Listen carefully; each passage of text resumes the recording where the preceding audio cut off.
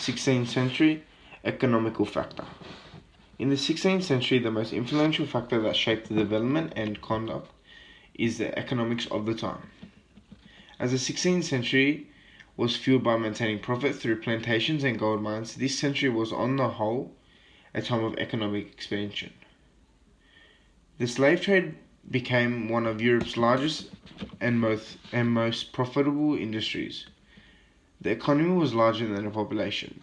Throughout the 16th century, the Spanish and Portuguese developed to trade enslaved Africans, providing a continual supply of labor for the expanding economies.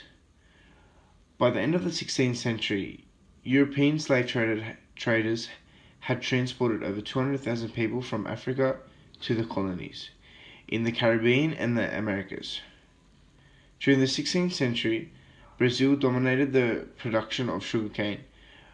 Within 40 years, these plantations were wholly dependent on African slave labor.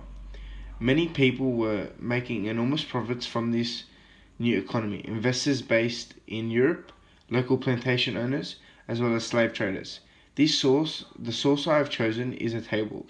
It shows all the regions alongside the coast of West Africa that participated in the Atlantic slave trade. The areas with constant export of slaves was West Africa and Senegambia, which supplied more slaves than the other regions. The source overall shows the importance of slaves as it developed the economy.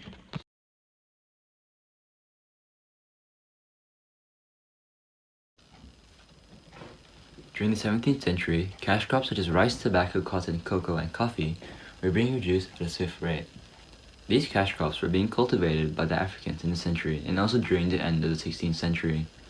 Before the Africans were farming crops, the Native Americans were being paid in money or protection for farming crops and obeying the Europeans. The Native Americans would then be swapped out for African slaves to do the same job as the Native Americans would. Due to their ancestors, who had already been exposed to many of these diseases in the Old World, Africans were able to survive the diseases that the Europeans had. The diseases that wiped out the Native American slaves were European diseases such as smallpox, which was later brought by the Dutch to South Africa. There are incidents where European diseases hit African populations, and that there had always been some trade between North Africa and Europe to carry the diseases back and forth, so that Africa would be isolated just like the Americas. 1.3 Africans were being exported during the 17th century, with a large majority of slaves being exported from Mongolia and the Congo. The cash crops being produced were very profitable in Europe during the century due to the plantations that were made.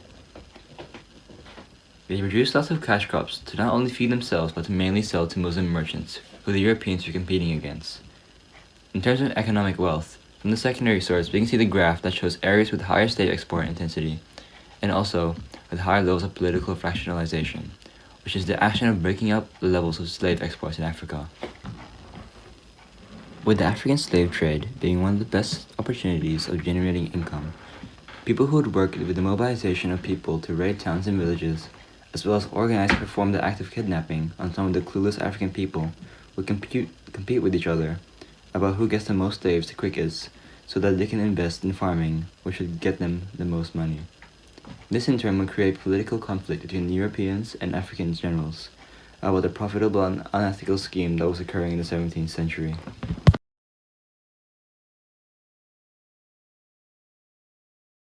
The 18th century saw a large-scale growth in the transatlantic slave trade that came as a result of various economic factors throughout the century. Alongside a growing demand in agricultural production for cash crops such as sugar, tobacco, and indigo, the Industrial Revolution also allowed for mass production. Consequently, the need for cheap labor became commonplace. The economical need of various countries involved within the 18th century transatlantic slave trade, namely the British, French, Portuguese, and Dutch, fueled various advancements within the trades that maximized its economic output. As the population of slaves exponentially grew, subsequently decreasing the population of Africa, the population of slaves in various countries, especially Haiti, would begin to outnumber that of the free inhabitants. The 18th century also saw a rise in the abolitionist movement, which would climax during the French Revolution, where the Bill of Rights was ratified, enacting civil rights within the country and its colonies. This document severely damaged slave merchants and shipping companies within France, which would lead to a large-scale illegal slave trade in order to financially maintain businesses that were dependent on the slave trade for money, significantly shifting the methods in which the slave trade was conducted. As a result of this illegal slave trade, slave mortality during the 18th century saw a large rise. Towards the latter half of the 18th century, African countries began to withdraw from the trade, which can be observed in the abrupt drop of slave arrivals for a short period of time. As various American colonies were still dependent on the slave trade to thrive, European kingdoms began kidnapping people fleeing from African civil war and enslaving them overseas to fuel their economic and political interests. In order to maximize profits, the design of ships was changed in the mid 18th century in order to increase the number of slaves per transit. Figure 1 presents one such ship design, designed in 1794, which had the capacity to fit 292 slaves. Most slaves were situated below deck, tightly packed in squalid conditions.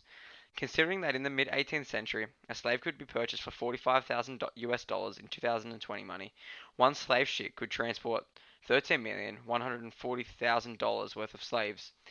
Subsequently, newer slave ships became constant target of raids. In order to combat this, slave companies began to hire ship guards, as well as invest heavily in insurance. While not the main factor, the slave trade certainly helped to pull many Europeans out of poverty, as it provided them with secure jobs which significantly boosted the economy of Europe, even at the end of the slave trade.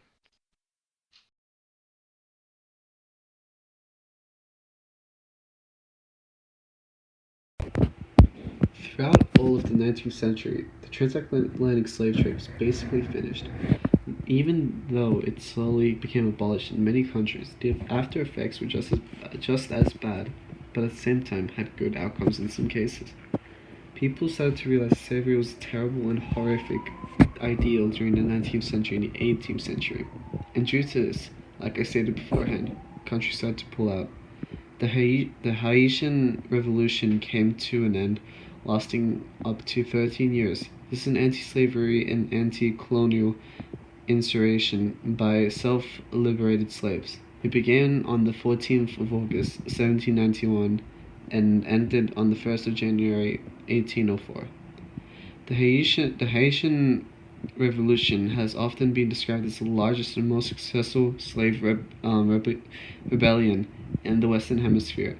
Slaves initiated the rebellion, and by the end they had succeeded in ending not only slavery, but the French control over the colony.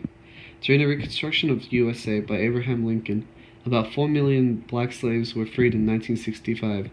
95% of blacks lived in the South, comprising 1/3 of the population there. Consequently, fears of eventual emancipation, meaning the fact of or process of being set free from legal, social, or political restrictions, basically liberation, were much greater in the South than in the North. In 1823, a year after Brazil's independence, slaves made up 29% of the population of Brazil.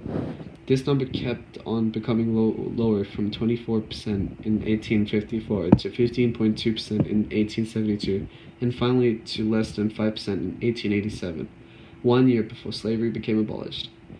Near the end of the 19th century, slavery was practically abolished in most of the developed countries at that time, and due to that, most of the societies and communities that resided in them changed for better or worse.